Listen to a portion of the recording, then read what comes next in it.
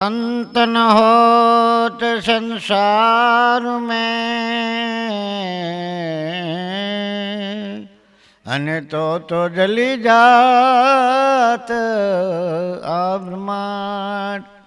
ए ज्ञान करी लहर से हो तो ठारत ठाम ठाम। आ जगतनी अंदर मनुष्यनो जन्म थया पछी मनुष्य एवो विचार करतो थई जाय छे केवो ए मारू मारू करीने मूर्खो मरी गयो, आमा तारू नथी तलवार। आ जगतनी अंदर आव्या पछी मारू मारू करीने मूर्खो मरी गयो, तारू नथी तलवार। आ शरीर पण आपणुं नथी, पण स्वार्थना बधाय सगा छे।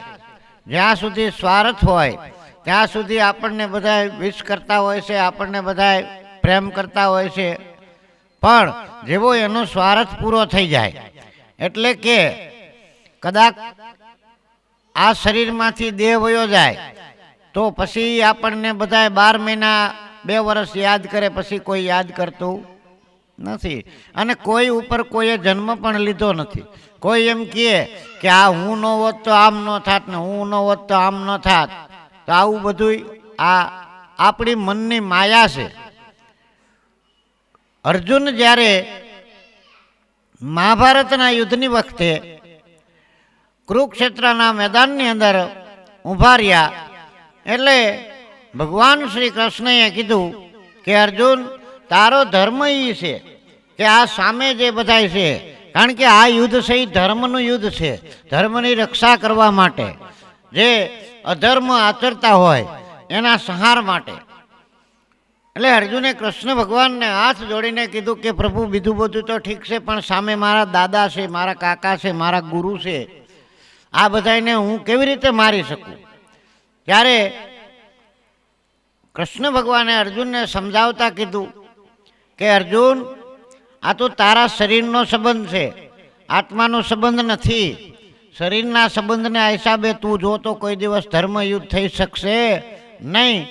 એના માટે હું તને એક દ્રષ્ટાંત આપું છું કે એક ગામની અંદર એક ભાઈ જે કઠિયારાનું કામ કરતો, કઠિયારો એટલે લાકડા લાવી અને જંગલમાંથી લાકડા લાવી કાપી અને વેચી અને પોતાના દીકરા દીકરીનું ભરણ પોષણ કરે। ભરણ પોષણ કરવું એ તારું કર્તવ્ય છે, બાકી તું મનની અંદર એમ કે હું ન હોત તો આ મરી જાત, એવું બને નહીં। એટલે આ કઠિયારો જંગલની અંદર લાકડા કાપવા ગયેલો, લાકડા કાપતા કાપતા જેવો કુવાડાના ઘા કરે એટલે અવાજ આવે બાજુની અંદર એક સંત મહાત્માની ઝૂંપડી। એટલે સંત મહાત્મા ધ્યાન ધરીને બેઠેલા, આનું ધ્યાન તૂટતા સંત મહાત્મા પોતાની કુટીરમાંથી બહાર આવ્યા અને કઠિયારાને પૂછ્યું, એ કઠિયારા શું કરેશ? કે આ લાકડા કાપી અને હું લાવું છું અને મારા બાળ બચ્ચાનું પાલન પોષણ ભરણ પોષણ કરું છું। એટલે કીધું કે ભાઈ તો બરોબર છે, પણ આ બધું તું જ કરેશ? તો કે હા હું જ કરું છું, મારા સિવાય બીજું એનું કોઈ છે નહીં જગતમાં। એટલે બાપજીએ કીધું કે બેટા એવું ન હોય, ઈશ્વરે તને 24 કલાક દીધા છે, એમાંથી 8 કલાક તારે તારા કુટુંબજનોનું કામ કરવાનું છે, બાકી 8 કલાક ઈશ્વરે તને આરામ માટે દીધા છે, સુવા માટે દીધા છે। પાછળના જે 8 કલાક છે એની અંદર તારે ઈશ્વરનું ભજન કરવું પડે તો તારા આત્માનું કલ્યાણ થાય। તારો જે કાંઈ ભક્તિ કરવી, મનુષ્ય લોકની અંદર આવ્યા પછી ઈશ્વર આરે આપણે બંધાયેલા છે કે હું તારા જ ભક્તિ કરીશ, તારું નામ લઈશ, તો માટે એના માટે થોડોક સમય તું કાઢ। એટલે કઠિયારાએ કીધું કે પણ હું ન કરું તો બીજું કોણ કરે? બધું આ બધા છોકરાઓ બૈરા બધા મરી જાય મારા વગર। એટલે ગુરુ મહારાજે કીધું કે ભાઈ એવું કંઈ ન હોય, કે ના ના એવું જ હોય। એટલે ગુરુ મહારાજ પાસે પોતા પાસે એક લાકડી હતી, લઈ અને કઠિયારાના પગમાં મારી, કઠિયારાનો પગ તૂટી ગયો। પછી તો બાપુએ એને લઈ ગયા ઓરડીની અંદર, જઈને કીધું કે હવે તારે 1.5 મહિનાનો પાટો આવ્યો, 1.5 મહિના સુધી તારે આરામ કરવો પડશે। બાપુ પાસે લેપ હતો, એ લેપ લગાવવા માંડ્યા. પછી કઠિયારો હાલી એક એવું હતું ને એટલે બાપુએ એને ખવડાવવા પીવડાવવાનું ચાલુ કર્યું 1.5 મહિનો. હવે આ બાજુ બીજા કેવી બીના બની કે કઠિયારો સાંજે ઘરે ન આવ્યો એટલે એના છોકરા આડોશી પાડોશી બધા આવ્યા એના છોકરા પાસે, ઘરના પાસે કે આજ કેમ ન કે જંગલમાં ગયા છે, કાંઈ ખબર છે નહીં, કાંઈ સમાચાર છે નહીં. તો નક્કી આને વાઘવરું ઉપાડી ગયા છે કે શું થયું છે. એટલે ગામના એ બધાએ વિચાર કર્યો કે આ નિરાધાર થઈ ગયા છે તો આના માટે કાંઈક ખૈડો કરવો પડે. ગામના એ તો જે કાંઈ વસ્ત્ર ને અનાજ ને દાન જે કાંઈ હતા એ બધું ભેગું કરી અને આવડા લોકોને તો એક સરસ મજાનું મકાન બનાવી દીધું અને જે કાંઈ ગામના આવે એ બધા આને ખવડાવે પીવરાવે અને મોજ કરાવે.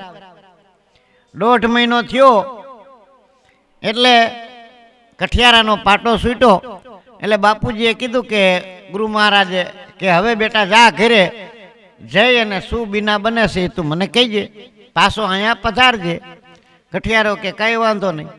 હવે 1.5-2 મહિને ઘીરે ગયો એટલે તો આ કઠિયારાને તો બધું દાઢી બાઢી કરાવેલી નહીં એટલે વધી ગયેલું. પણ ઘરે આવ્યા એટલે ઘરના તો ઓળખી જાય ને, જ્યાં ઘરના એ નજર પડી પોતાનો રૂમ પર હાઈ ક્લાસ, ઘરે છોકરાઓ બધા હાઈ ક્લાસ, ખાઈ પીવે મોજ કરતા હતા. જેવો આ અંદર ગયો એટલે એના ઘરના લાકડી લઈને મારવા દોડ્યા કે હાળા જીવતો તો કાંઈ અમને ખરખું ખાવા ન દીધું અને મર્યા પછી ભૂત થઈને આવ્યો છે. આજુબાજુના બધા ભેગા થઈ ગયા, મંડા પાણાના ઘા કરવા. કઠિયારાને તો લોહી લુહાણ કરી નાખ્યો. કઠિયારો ભાગ્યો બાપુના આશ્રમે, દોડા દોડ આવ્યો કે બાપુ તમારી વાત સાચી છે. હે કે સાચી છે? જ્યાં સુધી હું જીવતો હતો ત્યાં સુધી હું એની પાસે બધું લઈને જાતો, ત્યાં સુધી બધા મને અસો વાના કરતા હતા. અને આજ હું જોયું પણ ખરેખર દુનિયામાં ખવડાવવા વાળો તો કોક બીજો છે, હું નથી. ખવડાવવા વાળો જે છે એ જ લેવા વાળો એ જ છે, દેવા વાળો એ છે. એમ જન્મ દેવા વાળો પણ એ છે, પણ આપણે મનની અંદર માથે લઈને ફરવી છીએ. એટલે જગતની અંદર કીધું છે કે કોઈ દિવસ અભિમાન કરવું નહીં. અને કઠિયારો તો પાછો આવ્યો એટલે ગુરુ મહારાજે કીધું કે હવે બેટા કાંઈ વાંધો નહીં ગુરુ મહારાજ, હવે તો મારે 24 કલાક તમારી પાસે રહી અને ભજન કરવું છે. કારણ કે જે છોકરા છે એ તો અત્યારે સારી રીતે જીવે છે. સહજો ભજ હરિનામ કો